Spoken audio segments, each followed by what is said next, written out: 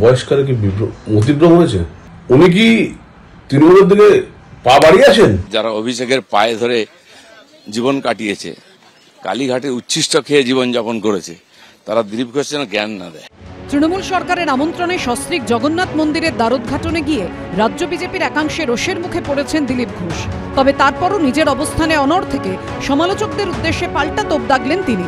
বুধবার সবাইকে চমকে দিয়ে জগন্নাথ মন্দিরের দ্বারোদ্ঘাটনে পৌঁছে গিয়েছিলেন দিলীপ ঘোষ।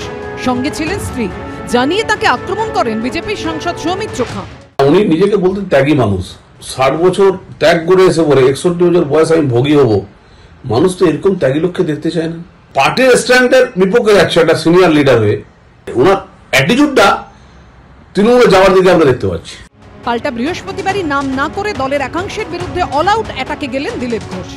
250 লোকের প্রাণের বিনিময়ে যে পার্টি দাঁড় করিয়েছিলাম, সে পার্টি কোথায় আজকে? কেন হারছি আমরা?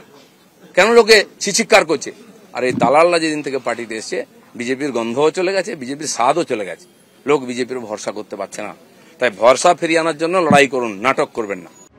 বুধবার জগন্নাথ মন্দিরের দ্বারোদ্ঘাটনে মমতা বন্দ্যোপাধ্যায়ের সঙ্গে গল্প করতে দেখা গিয়েছিল দিলীপ ঘোষকে। আপনি কখন এসেছেন? আর আমি 3 দিন ধরে বসে আছি। আমি তো আমার 5-7টা মিনিস্টার বসে রেখেছি। আপনার কাছে আছে? আর পরে কথা বলছি। ভগবানের কাছে আছি। বাপরে, এই ঝামেলা কার্পেট তুলে পরিষ্কার। মেঝেটা এত ভালো, মানে একদম পুরো অরিজিনাল কালার, মন্দিরের কালার। সেই জন্য এরপর এই নিয়ে মুখ খুলতে শুরু করেন রাজ্য বিজেপির শীর্ষ নেতারা। পার্টি এন্ডোর্স করে না এটাকে।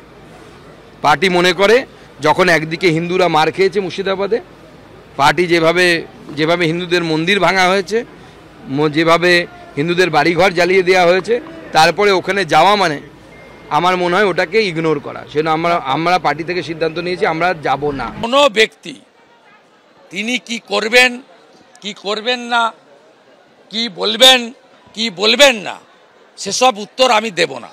বৃহস্পতিবার অটল বিহারী বাজপেয়ীর মমতা বন্দ্যোপাধ্যায়ের বাড়িতে যাওয়া কিংবা প্রধানমন্ত্রী নরেন্দ্র মোদীর পাক প্রধানমন্ত্রী নওয়াজ শরীফের বাড়িতে যাওয়ার প্রসঙ্গ টেনে জবাব দিয়েছেন দিলীপ ঘোষ।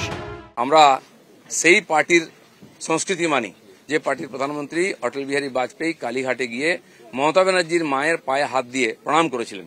আমরা সেই সংস্কৃতির লোক। মমতা ব্যানার্জি তখন আমাদের সঙ্গে ছিলেন, আর অন্যদিকে চলে গেছেন, শত্রু হয়ে গেছেন, এটা আমি মনে করি না। এটা বিজেপি সংস্কৃতি। আমার প্রধানমন্ত্রী নরেন্দ্র মোদী তিনি নওয়াজ শরীফের বাড়িতে বিয়েতে নেমন্ত্রণ রক্ষা করতে গেছিলেন, কোনো প্রোটোকল মানেননি, আশীর্বাদ করেছিলেন মেয়েকে। কিন্তু তারপরে পাঠানকোট হয়েছিল, পুলওয়ামা হয়েছিল, কিন্তু নরেন্দ্র মোদী সার্জিক্যাল স্ট্রাইক করতে, এয়ার স্ট্রাইক করতে পিছিয়ে যাননি, কারণ এটাই বিজেপি, এটাই ভারতীয় সংস্কৃতি। দিলীপ ঘোষের জগন্নাথ মন্দিরে যাওয়া নিয়ে বিজেপির অন্দরের এই তুলকালাম কার্যত আরো উস্কে দেওয়ার চেষ্টা করেছে তৃণমূল। দিলীপ ঘোষ আফটার তপন শিকদার সব থেকে রাজ্য বিজেপি সভাপতি হিসেবে সফল এবং বিজেপি কর্মীদের কাছে গ্রহণযোগ্য। তাকে আঙুল তোলার অধিকার ওই বিজেপির মধ্যে কজনের আছে? দিলীপ ঘোষকে আক্রমণ করলেও যে খবর হওয়া যায়, সেটাই বিজেপির কিছু প্রাক্তন সভাপতি জানেন। সব মিলিয়ে বঙ্গ রাজনীতিতে আবার শিরোনামে সেই দিলীপ ঘোষ। অর্ণব মুখোপাধ্যায়ের রিপোর্ট, এবিপি আনন্দ।